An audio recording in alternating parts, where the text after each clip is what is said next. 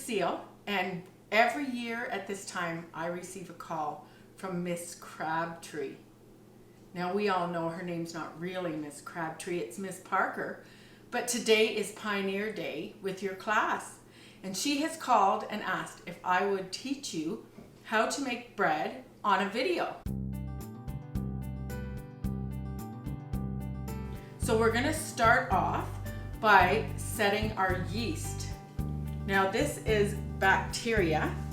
It's a type of fungus, so it needs two things. It needs warm water and it needs something to eat, sugar. So I'm going to put some sugar in 2 cups of water. I'm going to put 2 tablespoons of sugar. I'm going to mix up the sugar so it dissolves, but then you don't touch it again. I will sprinkle the yeast. See it spinning around in there? 2 tablespoons of yeast.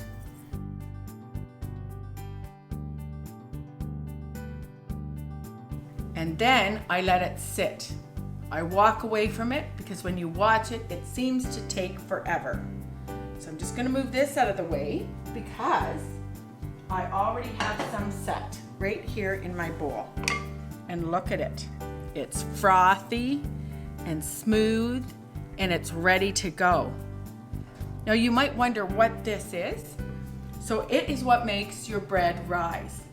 So if you are using white flour, this is the recipe. If you use whole wheat flour or heavier flours, then you have to change the formula. So today, we're all about good white bread.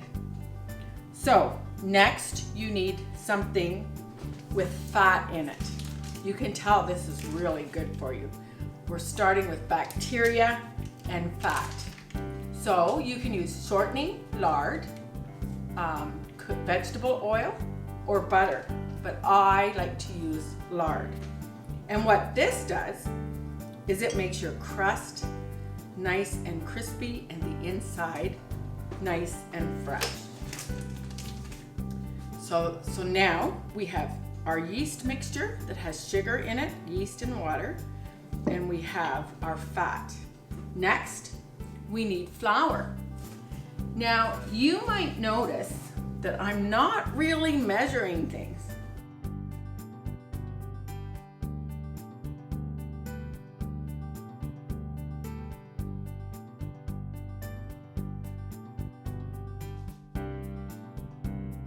I'll show you a little trick. So right now I'm using a spoon to work the lard in.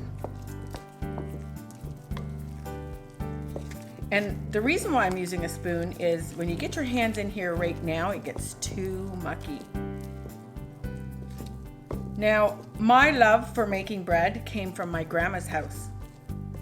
When I was a little girl, one of my most favorite places to go was the Hoover farm. Grandpa and Grandma had 16 children, and my dad was the oldest of the 16 children. And my grandmother taught my mother how to make bread, and I have taught my children how to make bread, and they make great bread, even better than Mom makes it, meaning me. And now I have 2 little grandsons who also like to help make bread. So in the Pioneer days, I know that family recipes were really special. So you can see I've added a bit more flour.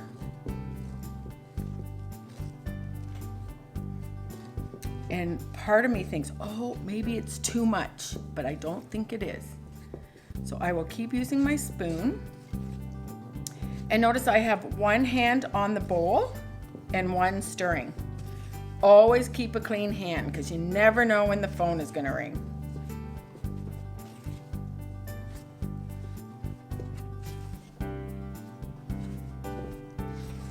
And now I am going to knead the bread, and not N-E-E-D, but K-N-E-A-D,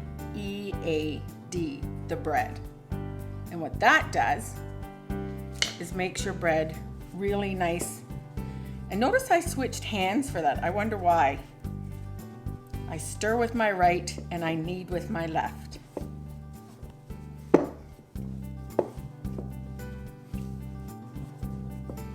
And that was exactly the right amount of flour. And I'm going to tell you why I know in a minute. But I'm just going to clean this off the sides of the bowl.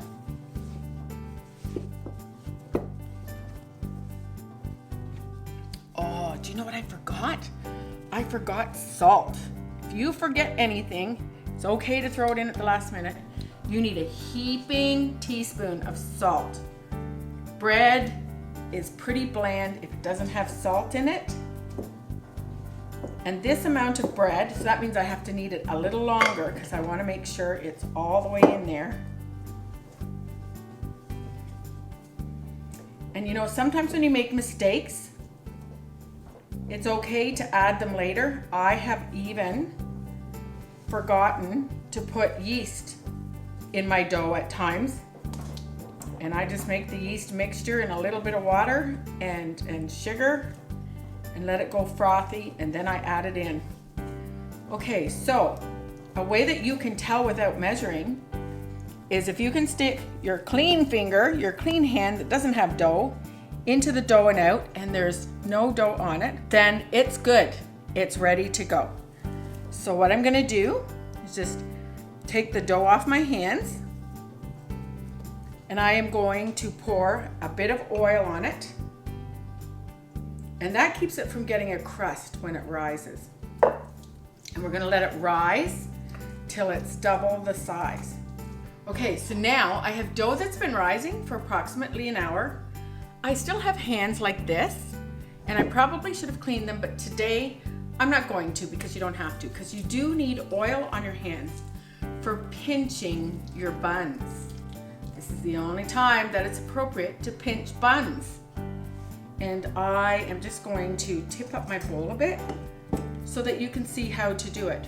You don't punch the bread dough down and don't play with it. You pull it up like this and you pinch it, and you get a nice little squishy of bread, and you put it into the pan.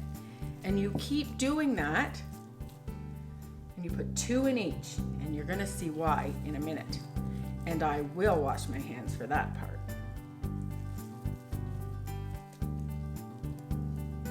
So you keep pinching the dough, and when it gets a little tough to work with, just tuck it down in and pull the dough around where it's new again and start pinching. Now this 2 cups of water will make about 12 buns or 2 small loaves of bread. And you need to know it's really inexpensive when you can't go grocery shopping because you live too far away, or you run out of bread and you need some bread to eat with your soup for lunch. You can just go into the cupboard and start making bread, because you saw how little it needs. If you have flour and yeast and sugar, then you're good to go. Even if you don't have sugar, if you have syrup, anything sweet, or honey, brown sugar, because the yeast just wants something sweet to eat so that it can grow.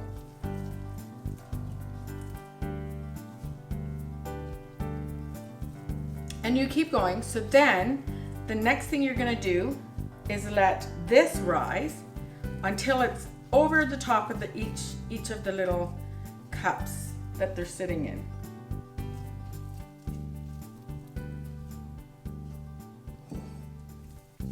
You can see as I pull it out, I always keep the top nice and smooth. And I was thinking about this morning when my mom made bread and she put it in the pans. It was very smooth. There were no lines on it. It was kind of an art, and she was proud of her bread.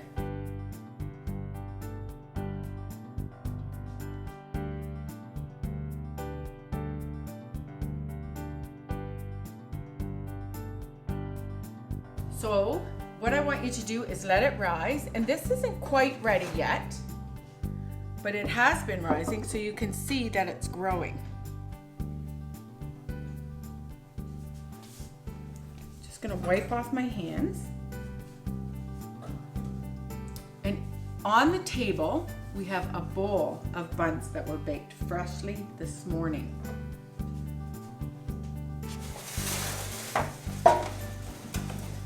And I'm just going to take one out. So there they are.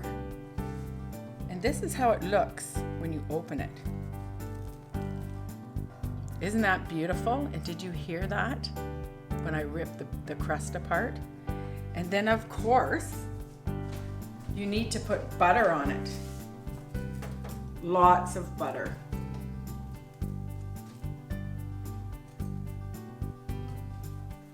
And you get to eat your bun.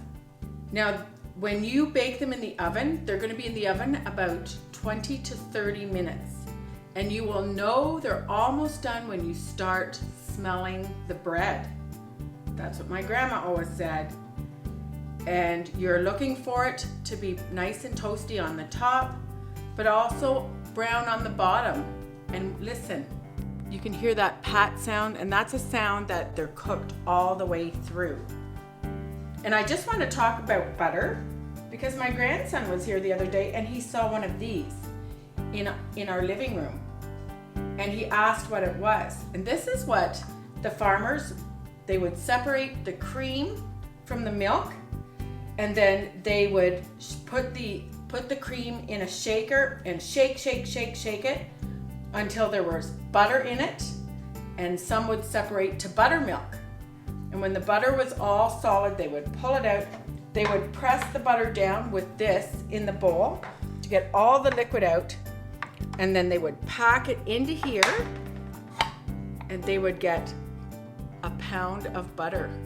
Once it was all nice and solid, they would push it out onto the plate, and it would look just like this. I hope you have fun making your bread, and I want you to post it when you do and show Miss Crabtree that you were listening. Have a great day and enjoy your bread.